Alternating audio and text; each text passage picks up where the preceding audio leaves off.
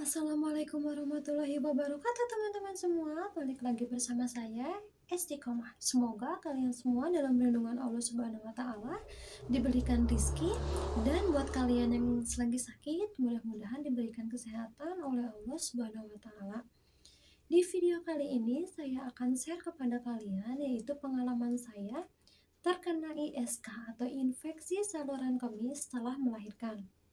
Sebelum kita lanjut, buat kalian yang belum subscribe, jangan lupa subscribe ya, like, komen, dan share agar saya lebih semangat lagi membuat video buat kalian. Pada saya saat akan melahirkan, saya sama seperti kalian semua. Saya menghadapi kontraksi, pembukaan 1 sampai 10, dan setelah pembukaan itu saya pun ke bidan terdekat yang ada di daerah rumah saya agar lebih aman karena saya tidak mempunyai keluhan apapun. Pada saat pembukaan udah lengkap, saya pun ada masalah, yaitu molesnya itu sedikit-sedikit. Jadi pada saat saya mengeden itu, kepala bayi keluar ke dalam.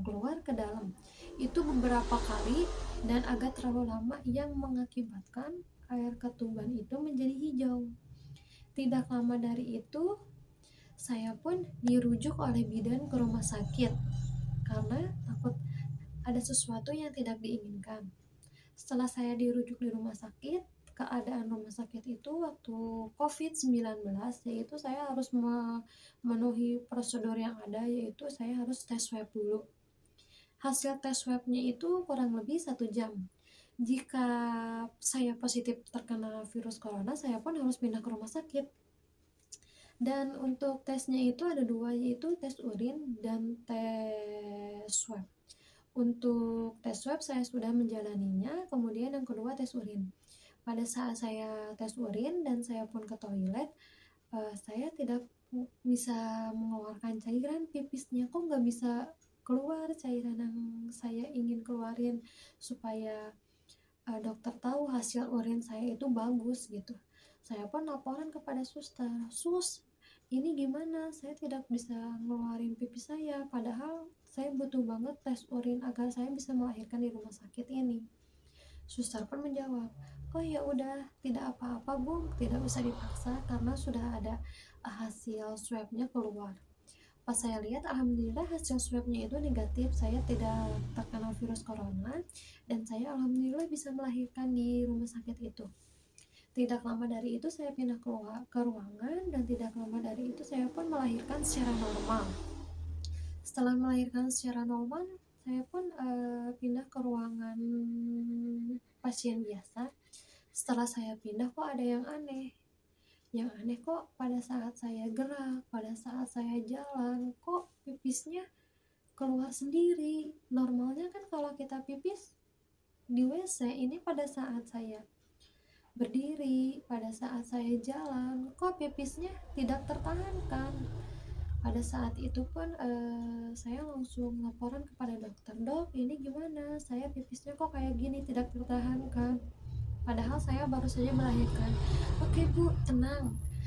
Sekarang kita cek lab dulu aja ya, kita cek urin." Oke, saya pun cek urin.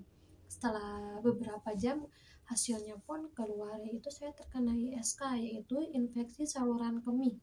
Kok bisa ya lahiran normal terkena infeksi saluran kemih, padahal selama kehamilan saya tidak pernah mengalami itu, dan saya selalu menjaga daerah kewanitaan saya. Dokter pun menjawab, kemungkinan itu ada beberapa hal.